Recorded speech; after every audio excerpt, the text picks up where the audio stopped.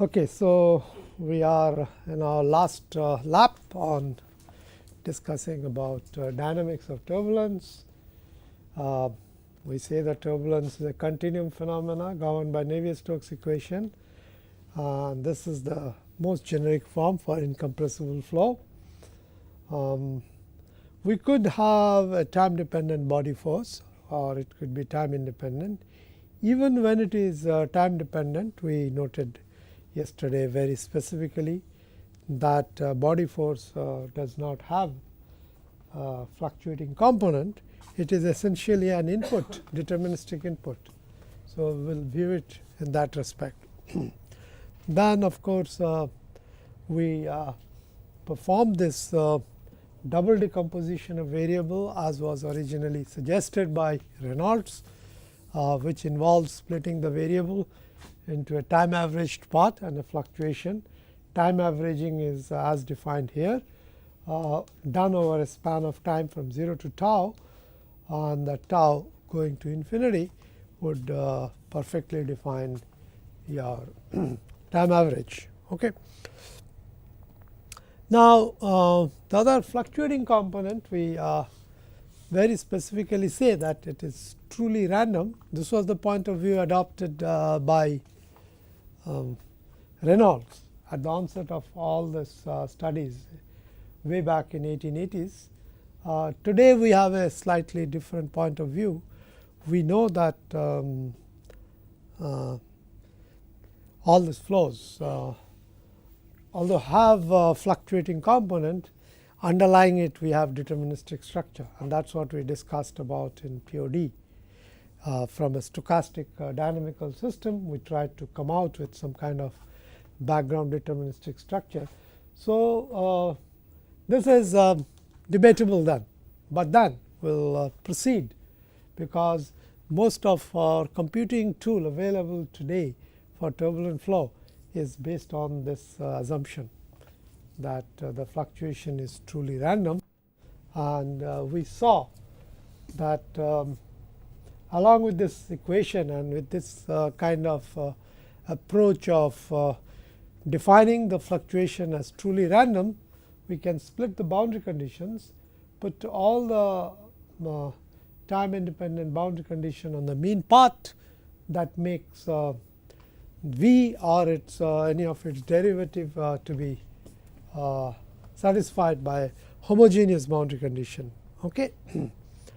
And once we do that, we did derive in detail the governing equation for the mean quantity. So, what we did, we took the Navier-Stokes equation, we split this each of the variables into a mean part and a fluctuation, and then performed a time averaging over the whole equation. That led to this convective term for the mean. An additional stress term came about, which we called as the Reynolds stress, and this is one area of research which purports that we need some additional information, right. Per se, this equation is for the mean quantity. We do not have any sort of information a priori about the status of this, and what we figured that to be able to solve this equation, we should have some kind of a model. That is what is called as a turbulence model. If we write down the equation for the mean quantity, similarly we can obtain the governing equation for the fluctuation, and the governing equation for the fluctuation would be given like this. So, what you do is you take the full Navier-Stokes equation, from there you subtract the mean equation, that will give you this, and what you see here, that this fluctuation is then governed by the status of the flow as given by the mean flow and also by the pressure gradient. This is one interesting aspect of incompressible flow, that you do not have an equation of state as such coming into play. What determines the dynamics is basically pressure gradient, not the pressure, right. So, this is one of the issue that we also have to keep in mind. And once we decide what this is, then we can sum it up that the time averaged or the stationary Navier-Stokes equation is what is called as a RANS or the Reynolds average Navier-Stokes equation, which requires modeling of this additional stress term for the fluctuation. So, we basically would like to comment theoretically what is the status of this additional stress term without specifically going into any particular model. Now, we could write down those governing equations also in the tensorial notation in this particular fashion, with the Cauchy equation written like this in terms of the stress. The stress itself was split into a mean and a fluctuating component, and that is what we write here. The stress itself has two components, the hydrostatic part given by the pressure and the total strain, total strain, rate of strain, which is defined here in terms of the velocity field. Once we have this, what we could do is, as I said, that we could split the total stress into a mean part and a fluctuation part. The mean part would come from the mean pressure, hydrostatic pressure, and the mean strain rate given by equation 9b, and the fluctuating stress could be written in terms of the fluctuating pressure and the fluctuating rate of strain. So, they are those given below, the strain rates are defined there. So, there is this alternative form of time averaged equation, which you could write it in this form. The convective acceleration is balanced by the stress gradient and the body force, and the stress itself is written in terms of the mean hydrostatic pressure and the part proportional to the mean strain rate and the Reynolds stress term. Now, we did talk about the fluctuating quantity, that it is driven by the mean flow and the pressure field. Body force does not come into play, neither would the boundary condition have any say on determining the turbulent fluctuation, and we need information about the Reynolds stress, and this would be interesting to note that if we want to write down a governing equation, dynamical equation for this stress, we see that that equation will involve a triple correlation term, and this is what we call as a turbulence closure problem, meaning thereby that at no level we should be able to close the system. Every system will have a higher order correlation term. And I also explained to you that people had been looking at it from a different perspective, with the hope that at some higher level this stress term, higher correlation, may drop off. That is what people have done experimentally, but not to much great success. The complementary aspect would be that you do not try to write down this equation and try to get the triple correlation, etc., but go downwards. You look at this and try to relate it with the mean strain rate.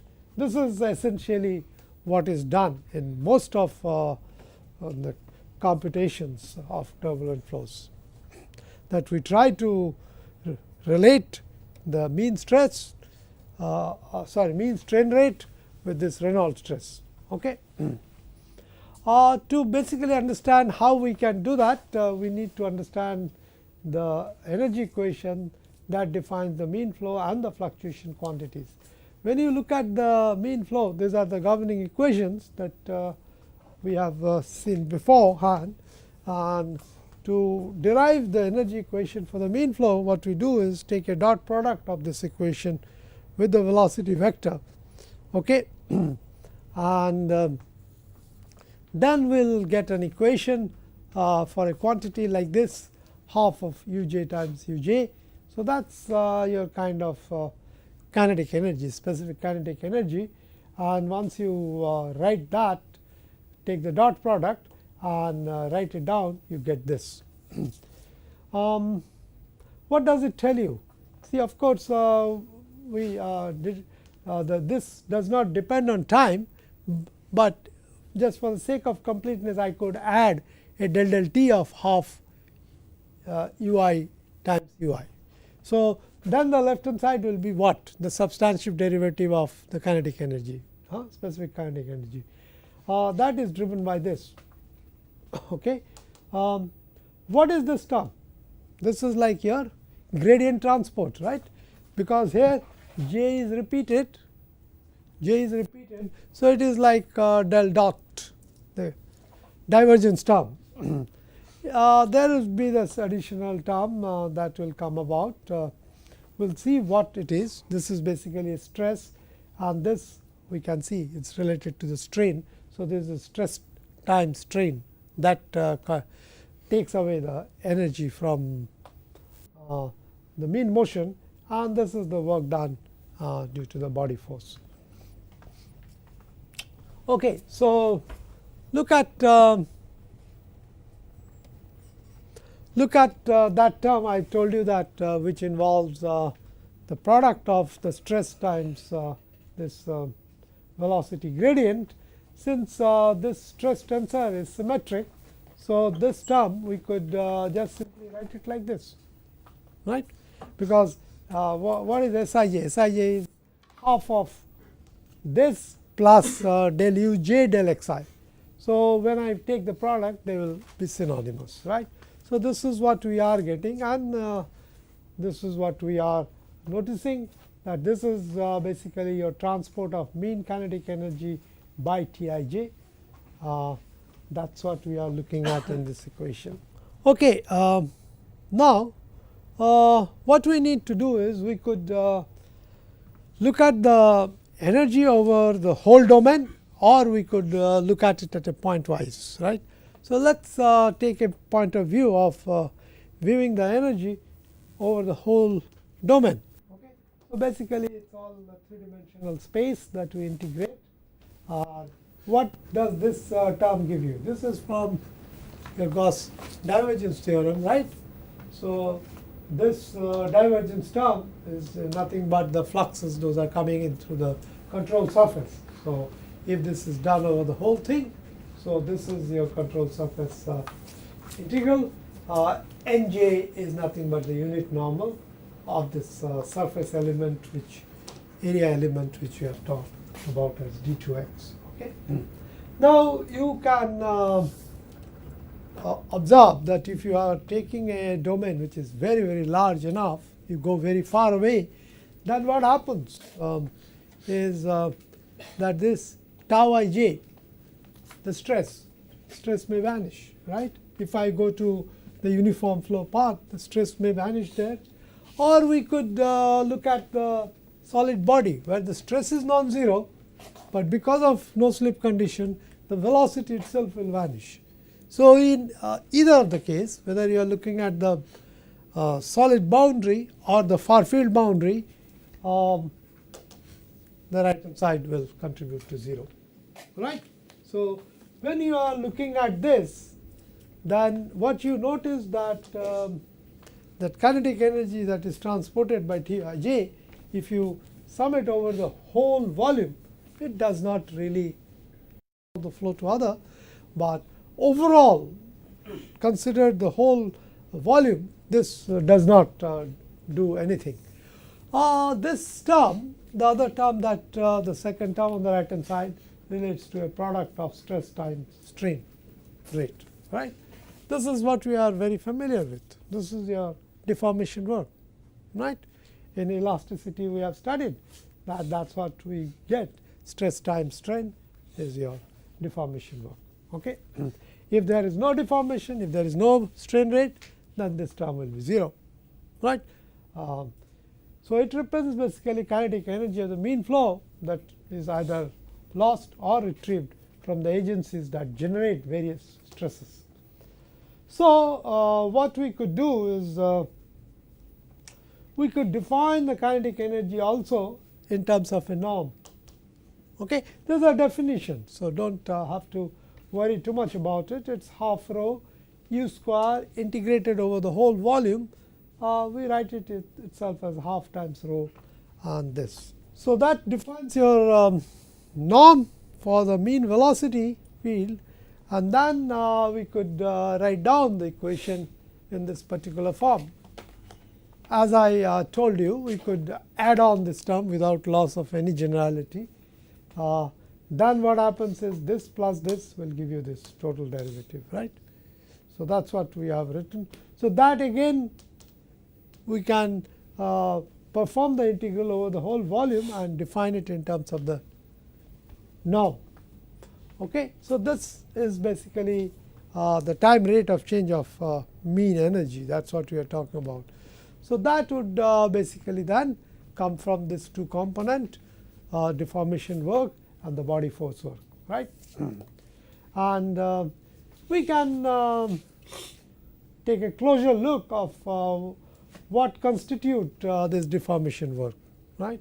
I could write down the stress in terms of the hydrodynamic pressure, hydrostatic pressure, the mean strain rate and the Reynolds stress, and this is what that is done. Okay. So, basically then Tij Sij integrated over the volume will have these three components, and let us look at one of the component, namely the pressure term. How is this hydrostatic mean pressure relates to this Sij. Note that this has a delta Ij. So, if I am doing this, so this will only contribute from the trace of the rate of strain. So, only the diagonal element of the Sij matrix. So, that will be Sii. So, Sii is by definition is this, and what is this? This is this, and what is this? This is mass conservation equation for incompressible flow. This is 0. So, what happens? Then this quantity does not contribute. So, pressure does not contribute anything to deformation, and you can guess it also because it is hydrostatic pressure, it is isotropic. You can't create a strain rate. Why? You can only create a strain rate in what way? By changing the volume, but we are talking about incompressible flow. That is why this does not contribute. You saw that because it comes out from Sii. If we are looking at compressible flow, Sii is non-zero, then of course pressure will contribute to deformation work. But the moment you talk about incompressible flow, you exclude the possibility of any compression or dilatation, then of course you would not get that. Note also that when we are looking at body force and consider that as conservative, if it is so, then we can write it as a gradient of a scalar, right, with a minus sign indicating it is conservative, right.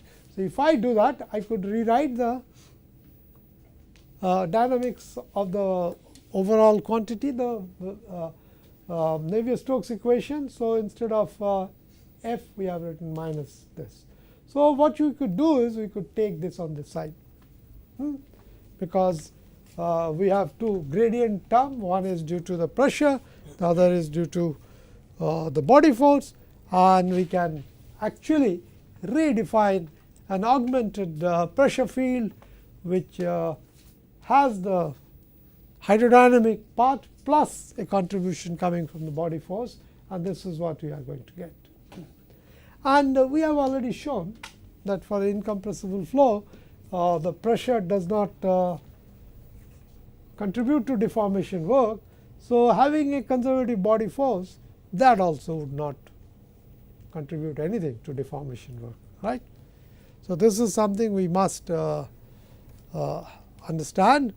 Then what we are left with is that rate of change of mean motion kinetic energy would be given in terms of two terms. What is this? This is your viscous deformation work, right. That is what your mu is, and Sij times Sij is a quadratic in the mean strain rate, and this is the work done due to the Reynolds stress. And this, of course, if we talk about non-conservative body force, it will also be there. So this is one of the way of writing out the total kinetic energy associated with the mean flow. We could also write it as a point property instead of integrating over the whole domain, and then we would be writing it like this. This is also something we understand. Once again, you notice what? This is that your gradient transport, right? So this is the divergence term. There is J here. So if we integrate over the whole volume, and if we can somehow show that this vanishes either on the solid boundary or on the far field boundary, this will not contribute. What then would contribute is from the mean strain rate and the eddy viscosity sort of term. Okay. So either of this form would be amenable in our discussion for mean motion, mean kinetic energy. Okay. Now we could turn our attention to kinetic energy of the fluctuation. We talked about the mean motion. Let us now talk about the kinetic energy of the fluctuation. Here we would be talking about the mean kinetic energy of the fluctuation given by half of Vi dot Vi, and this is the time averaged quantity. So we indicate it by the angular bracket. Now if I look at the Navier-Stokes equation and multiply it by ui, that is basically taking a dot product to the velocity vector, and then we take the time average of the resultant equation, and from there we subtract the kinetic energy equation that we have written for the mean motion in the previous transparency, which we wrote it for a single point. So this equation is also written for a particular point. So from this equation is obtained by subtracting this mean part from the instantaneous. That gives you this. Okay. So this is what it is. This is what it is. So you find out that the turbulent energy budget. So it's we're calling it turbulent energy because it's associated to the fluctuation, and there we have this convecting term. We could also add a time dependent part of this stress, but please do understand that Reynolds stress term could be time dependent. It's not that it's a sort of a ornamental term which is identically equal to 0. Here it could be and necessarily be there. And once again we have this 3 sets of terms. One of course is the gradient transport term, we can see it. The second one is what the Reynolds stress interacts with the mean strain rate. And what is this? This is due to the viscous dissipation. That is what it is, 2 nu times Sij times Sij. Sij, lowercase Sij stands for fluctuating strain rate, right. So that is what we are going to get.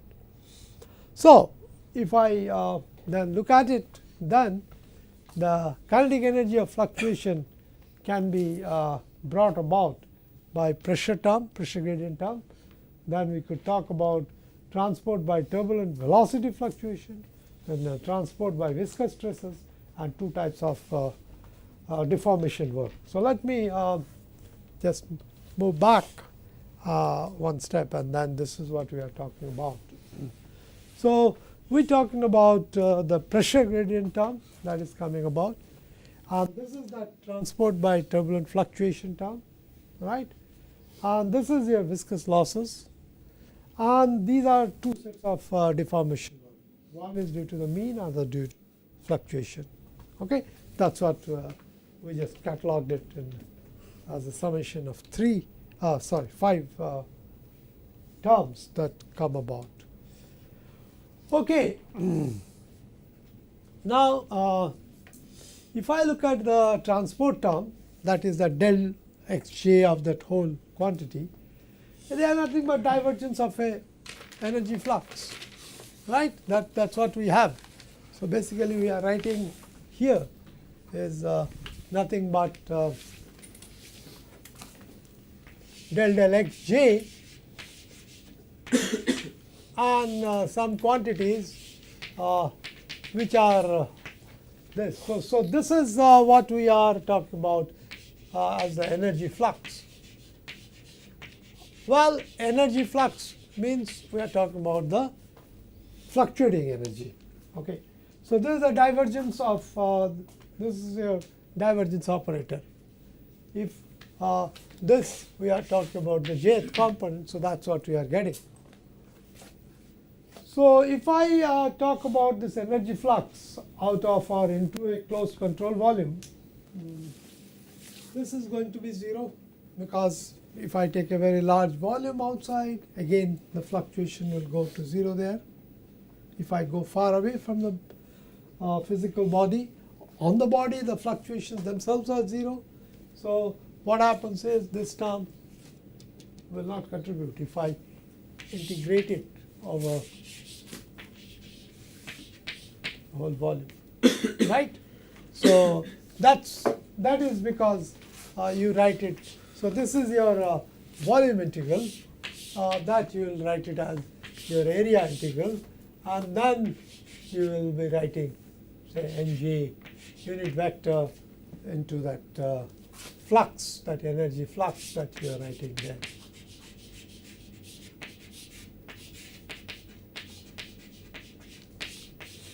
And this will be this.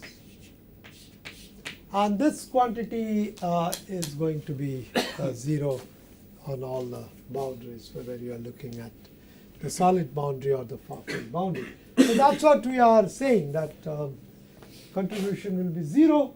This term only redistribute energy from one point of the flow to the other. The two sets of deformation work that we had, one corresponded to the Reynolds stress times the mean strain rate, right?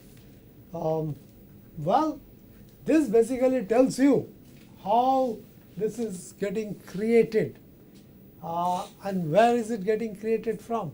From the mean field itself. So this is some kind of a production term. This is how turbulence is created. So energy is transported from the mean to the fluctuation field. And if you actually look at this term and a similar term in the mean motion, you will see they are of opposite sign. So whatever is lost to the mean motion is gained here in the fluctuation energy. So that's why we are writing this. We are seeing that what is happening. I mean, it's not like what we did in the study of instabilities. In the instability studies, we just presume that the disturbance growth occurs because there is always a unlimited source of energy from the mean. But here the disturbance quantity, the fluctuation quantities are of the same order of magnitude as the mean. So we'll have to look at it together, side by side. And that's what I'm suggesting, I'm showing it to you, that this kind of production term that we see in the kinetic energy of fluctuation, we get a same term but with opposite sign in the mean energy equation, right? So this is the same thing. So basically what we are getting is exchange of kinetic energy between mean and fluctuating quantities, and a gain for one is a loss for the other. So we could then finally focus upon the last term. The last term is this. This is nothing but 2 new kinematic viscosity times Sij times Si. This is truly the viscous deformation work and is a drain of energy. And what is it? This is a quadratic term. So it's always going to show you as a loss. So that's why we're calling it as a viscous dissipation. And I do not need to emphasize it again to you that this term, contribution coming from the fluctuating strain rate will be much more than the mean strain rate. Why? Because the fluctuating quantities are occurring over a smaller scale, so the rate of strain tensors are going to be predominantly stronger compared to the mean eddies. Mean eddies will be larger, fluctuating eddies will be smaller. So that's why don't think that this is a lower order term. In fact, it is a higher order term. And this is one of the reasons that turbulent flows are considered to be more dissipative than corresponding laminar flow because of the presence of this term, right? So this is something we must keep in mind. Now, what we are going to do is now we'll go over to the next part of our discussion. We have now been able to write down all the things that we wanted to. The turbulent energy budget is given by this equation. We just now seen this term. So this term is what we had written here, and this was a turbulence production term, and this is a viscous dissipation term, right? That's what we see when we look at the turbulent kinetic energy. So consider the case when this Reynolds stress is time dependent, then we can talk about this rate of change of that turbulent stress would have this local and a convective term, and that if we integrate over the whole volume, once again will help us in defining a norm for the fluctuating quantity, right? So this is the approach that we'll be taking, and then what we are going to get is the corresponding turbulent energy budget written over the whole control volume. Just now what we talked about was the point properties, but now we are integrating over the whole domain, and this is what we are going to get, right? This is essentially the same equation, but integrated over the whole volume. So once we have that, then what we could do is we could talk about deriving the turbulent kinetic energy budget by looking at the corresponding equation written in a vectorial notation like this. This is what we derived it yesterday. So now if I take a dot product of this with respect to V, then we get the following equation. The following equation would have contributions coming like this. Okay. So there are two ways. Either we define our turbulent kinetic energy fluctuation in terms of this integrated version. This is equation 21, or the previous one, and we can talk about it. Now, if we go back and take a look at equation 19. Equation 19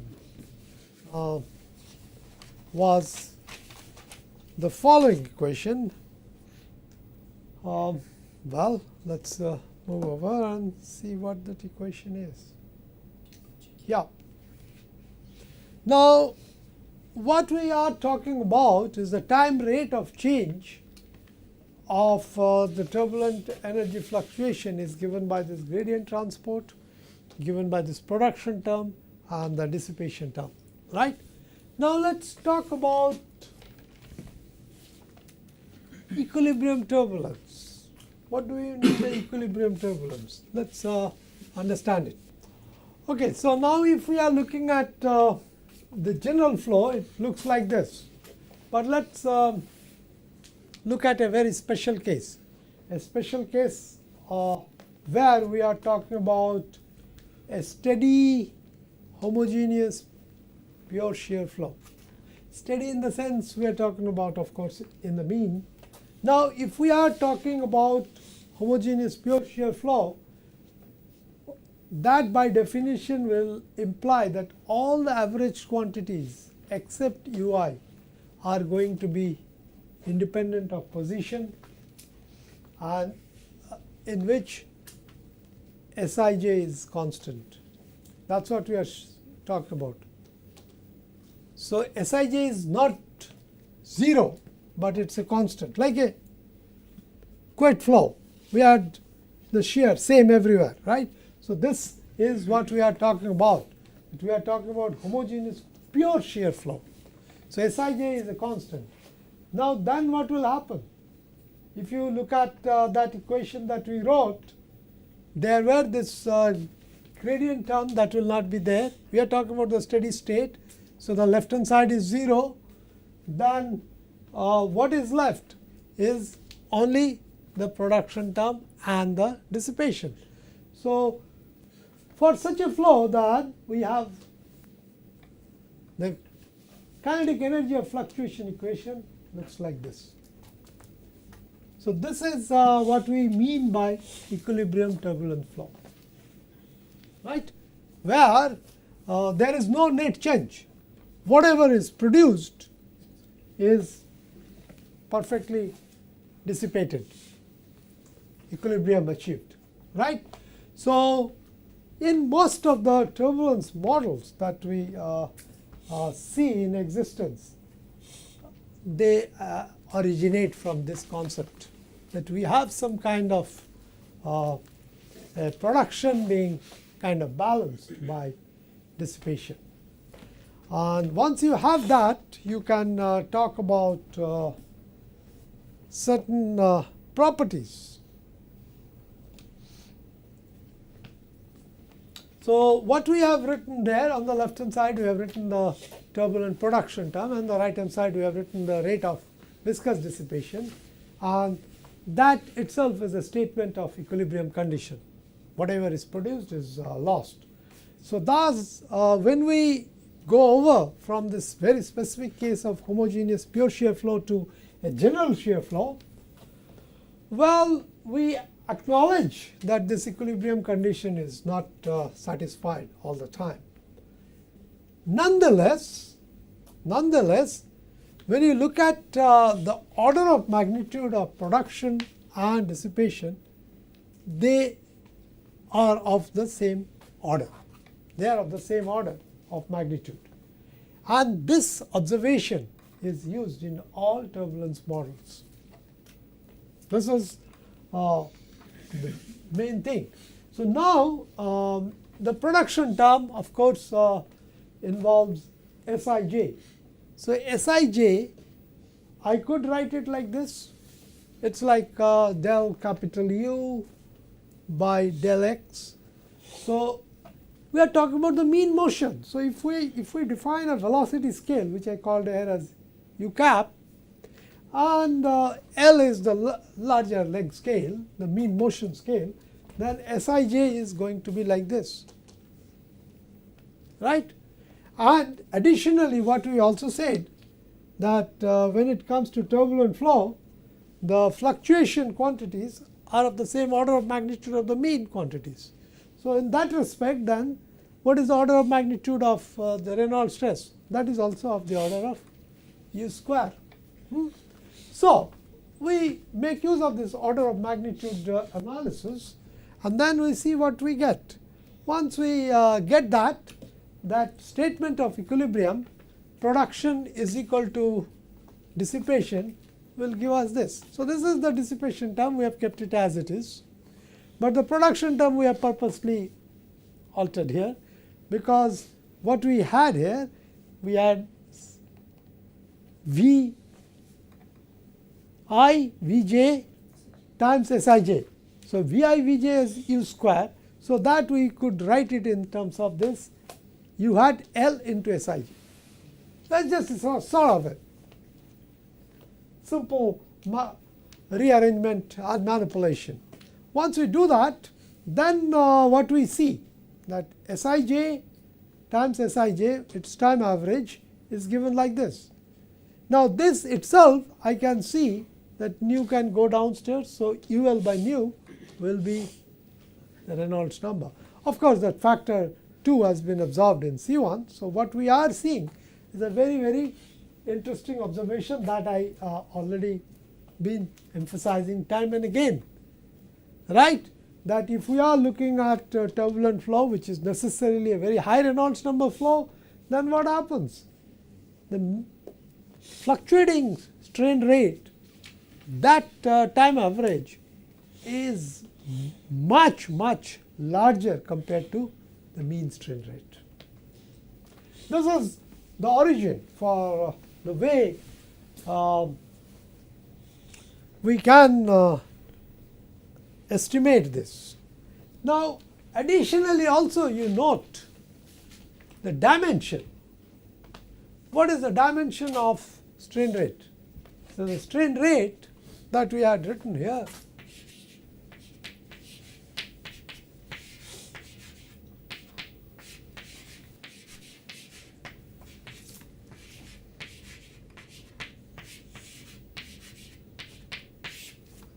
this is this, right.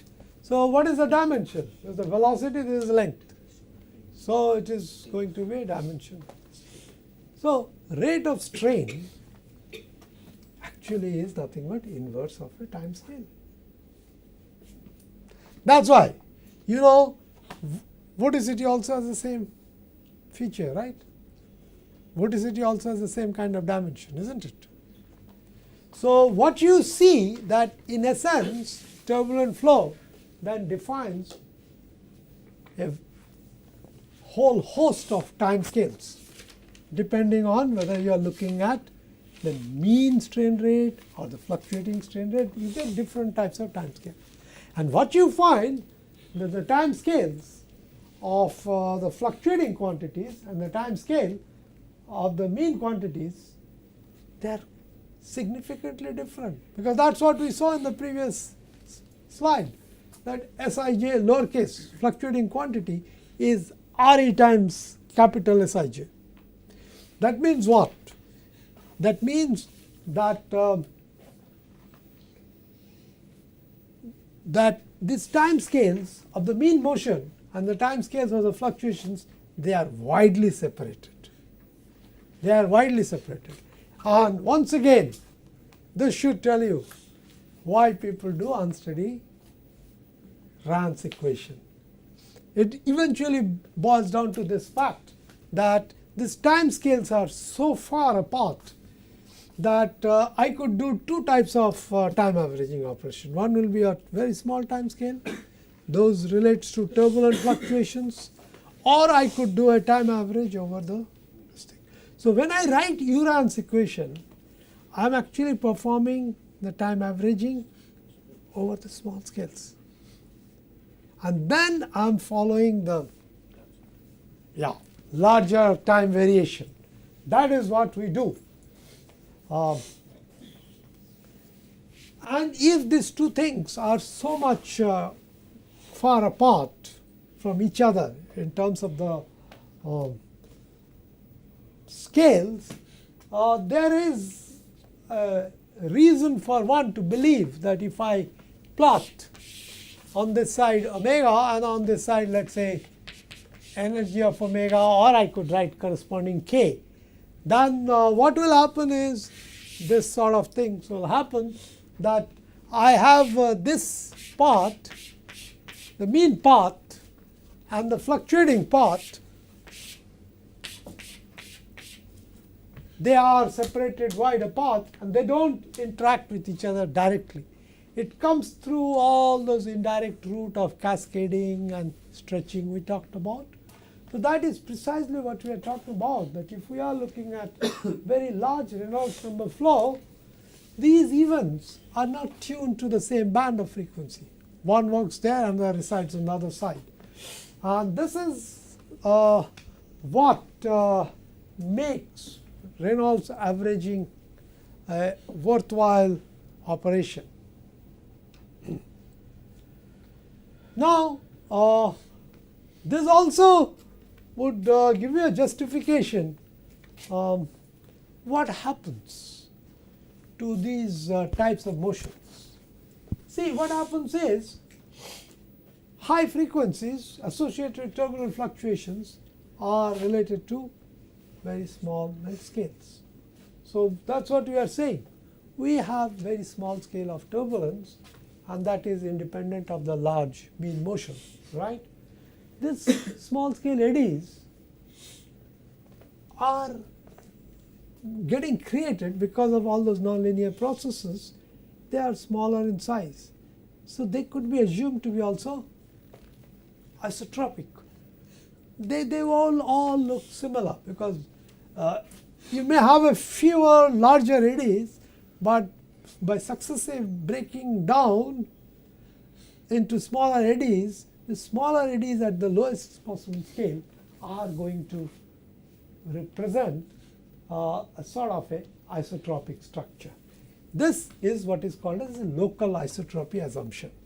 So in all large eddy simulation, LES calculations that we talk about, we make this assumption.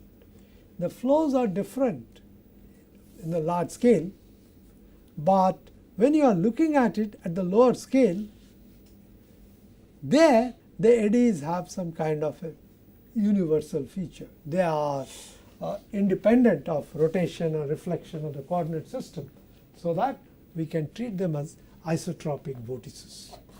And then once that is done, you can say, well, if different flows have same small scale quantities, I could have a single model for this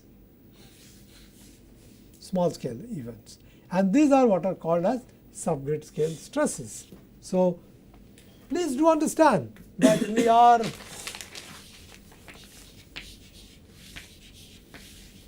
now looking at a different aspect,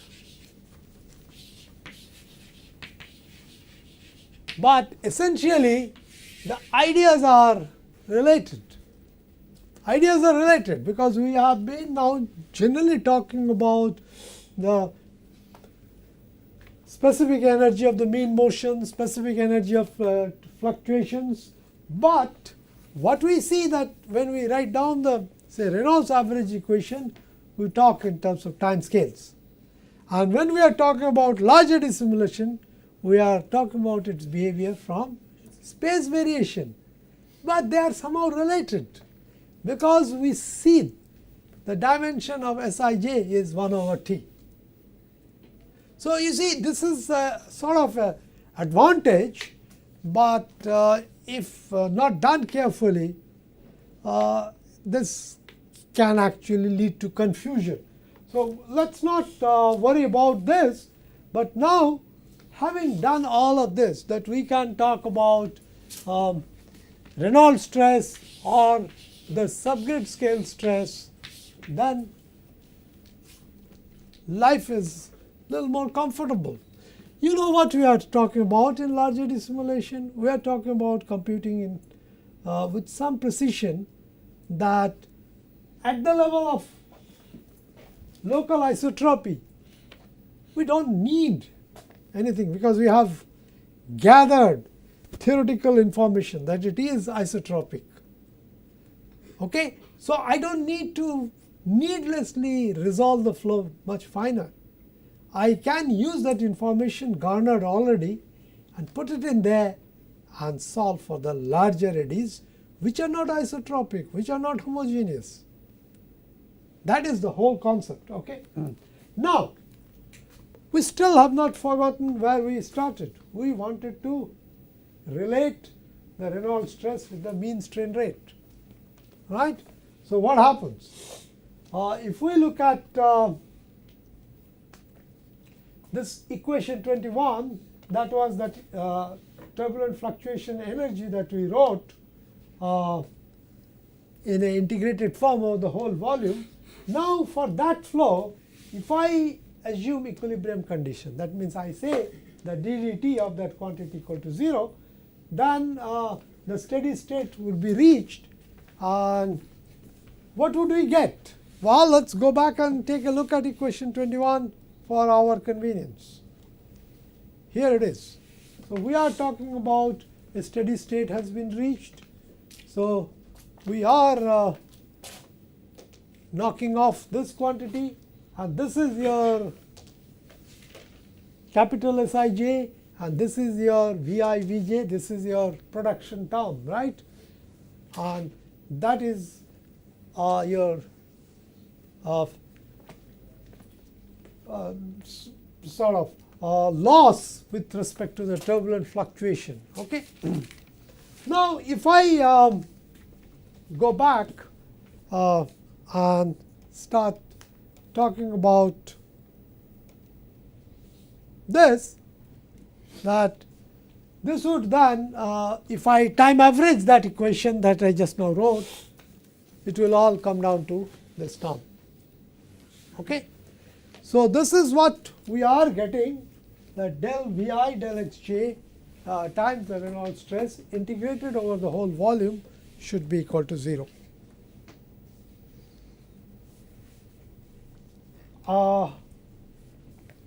If I say that, then what will happen?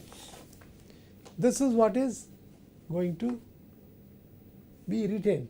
This is your production term and this is your dissipation term. Again stating the same equilibrium condition, right? This is always negative, implying dissipation, and this is your mean strain rate. So what is it? This quantity is negative, but non-zero. That means what? The mean strain rate and the Reynolds stress, when I integrate over the whole volume, they do not become equal to 0. If they were 0, if the result is 0, then what do we conclude? That these two quantities are not correlated over the whole domain. However, what we are noticing is, indeed they are correlated, and the correlation is a negative correlation. Okay. So this is the reason that we always try to relate the turbulent stresses with the mean strain rate. This is the mainstay of most of the turbulence models which have been proposed ever since the term of Prandtl. Okay. So you understand all those algebraic models came about just from the simple observation of equilibrium turbulence, that the mean strain rate is negatively correlated to the Reynolds stress. And on this note, we'll stop today.